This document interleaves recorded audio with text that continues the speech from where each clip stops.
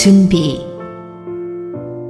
우리나라는 1997년 12월 IMF 외환위기를 겪었습니다. 아마 건국 이래로 가장 경제적인 어려움이 컸던 때가 이때가 아닌가 싶습니다. 당시 대한민국의 대통령인 김영삼은 11월 10일 홍재영 당시 부총리와의 통화 이전까지 외환위기의 심각성을 모르고 있었다고 합니다.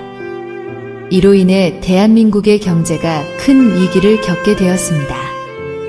이를 극복하기 위해서 국제통화기금에서 요구하는 조건들을 수행해야 했으며 이 시기에 신자유주의 논리가 급속하게 확산되었습니다. 이 과정에서 많은 회사가 부도 및 경영위기에 처했었고 대량 해고와 경기 악화로 인해 대한민국에 온 국민이 큰 어려움을 겪었습니다.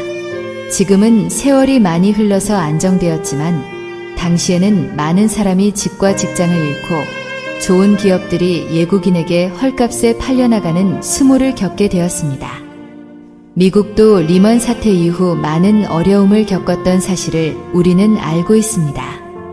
연방준비은행 전 총재였던 앨런 그린스펀은 BBC와의 인터뷰에서 보통 사람들은 그런 일이 다시 일어나지 않을 거라고 믿는다고 지적하면서 오랫동안 누려온 번영이 계속 이어질 것이라고 기대하는 것은 인간의 어쩔 수 없는 본능이라고 말했습니다. 지금 우리나라는 재정 건전성이 많이 양호해져서 IMF와 같은 사태는 일어나지 않을 것이라고 대부분 믿고 있습니다. 외환 보유고도 많이 늘려놓았고 국가적인 대비책을 많이 마련해 놓고 있습니다. 우리가 늘 누리고 있는 것처럼 앞으로도 계속 그럴 것으로 추정하는 것은 21세기 사람들만의 생각이 아닌 것 같습니다. 1세기 때 베드로는 지금까지의 삶이 그래왔던 것처럼 앞으로도 계속 그럴 것이고 예수님이 다시 오시지 않을 것으로 생각하는 사람들에 대해 기록했습니다. 그들은 조상들이 잔 후로부터 만물이 처음 창조할 때와 같이 그냥 있다고 말했습니다. 예수님은 다시 오실 거라고 말씀하셨지만 사람들은 예수님이 결코 다시 오시지 않을 것처럼 계속 불순종하며 살았습니다. 그러나 예수님이 오시는 것이 늦어지는 것은 단지 하나님이 우리에 대해 인내하시기 때문임을 알아야 합니다. 왜냐하면 하나님은 아무도 멸망치 않고 다 회개하기에 이르기를 원하시기 때문입니다. 지금 우리나라는 참 살기 좋은 나라가 되었습니다. 모든 것이 풍요롭고 어찌 보면 부족한 것이 없는 듯합니다. 역사는 계속해서 진행되고 많은 사람이 예수님이 쉽게 오시리라고는 생각지 않습니다. 그리고 이미 몇몇 사람들이 예언했다가 틀린 경우도 있기 때문에 예수님이 오실 때가 가까워졌다고 현실적으로 믿는 사람들은 별로 없습니다. 아마 그런 생각이 맞을 수도 합리적일 수도 있습니다. 그러나 우리가 놓치고 있는 것이 하나 있는데 그것은 하나님의 인내에 대해서 우리가 너무나 무시하고 있다는 사실입니다.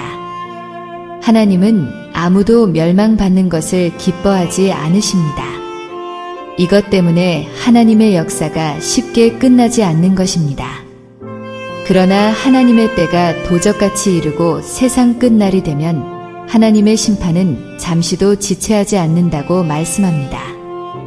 홍수 때 이 세상은 우리가 상상할 수 없는 대격변을 겪었고 지금 그 흔적이 지구 곳곳에 그대로 남아 있습니다.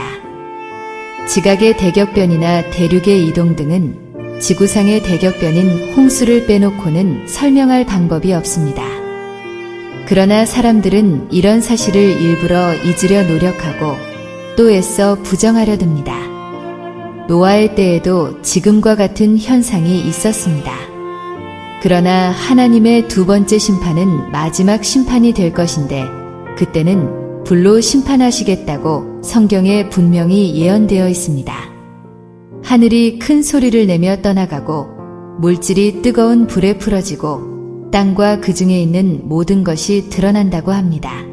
우리는 이 말씀을 명심해야 합니다. 설령 우리 생전에 예수님이 다시 오시지 않는다고 할지라도 말씀에 걸맞은 삶을 살아야 합니다. 마치 오늘이라도 예수님이 오실 것처럼 살아야 합니다.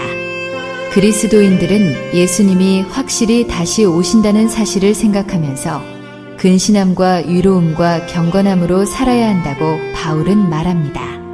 언제라도 종말을 맞이할 준비하는 자세로 세상을 살아가는 사람은 너무나도 지혜로운 사람입니다.